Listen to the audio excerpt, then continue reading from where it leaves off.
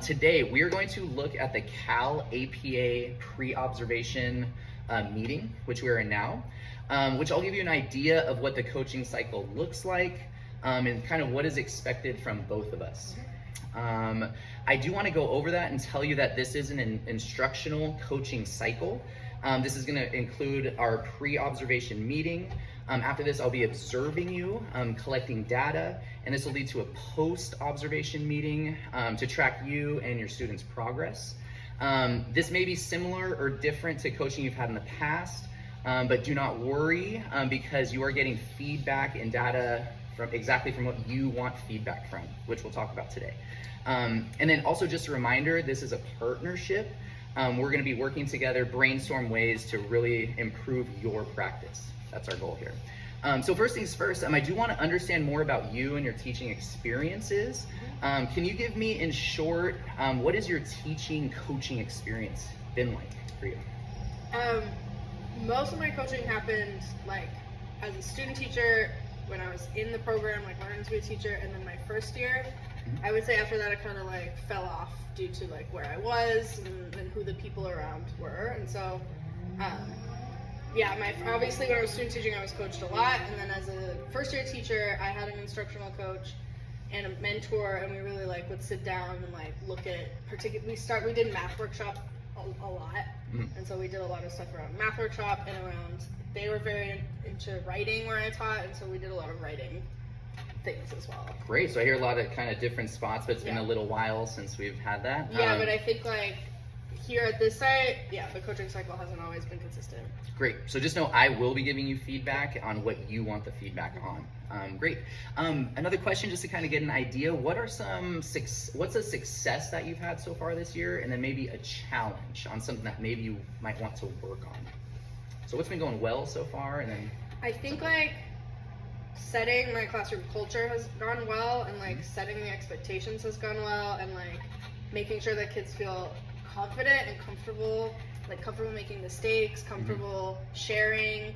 I incentivize that a lot at the beginning of the year so that I don't have to work so hard later in the year. Exactly, set yourself up really well. Like during math workshop, like every hand is up, kids want to participate, kids want to share. I've been teaching them like agree and disagree, and setting the language expectations, especially in math. So that's going well.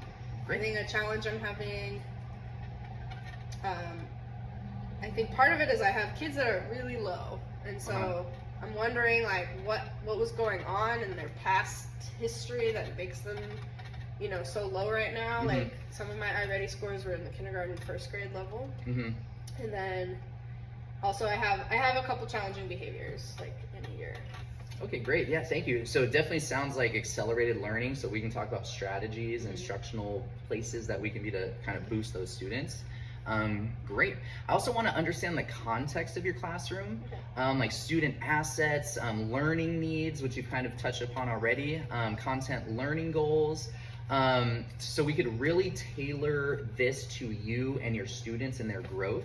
So I know you kind of mentioned like ELs or low students. Can you tell me the numbers in your class, kind of what it looks like? Because I know we're talking about kind of math and what that might look like in the class. And what are the numbers or demographics in your class? So I have 25 students. I think I have it's 12 that are English learners. I have one student who's newcomer year 1, and so she has like no English right now. And I have a couple kids who are like newcomer year 2 and 3.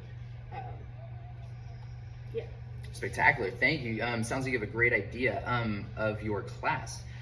So we're also going to talk prior knowledge when we talk about your lesson, and when I observe you in real time and kind of collecting that data.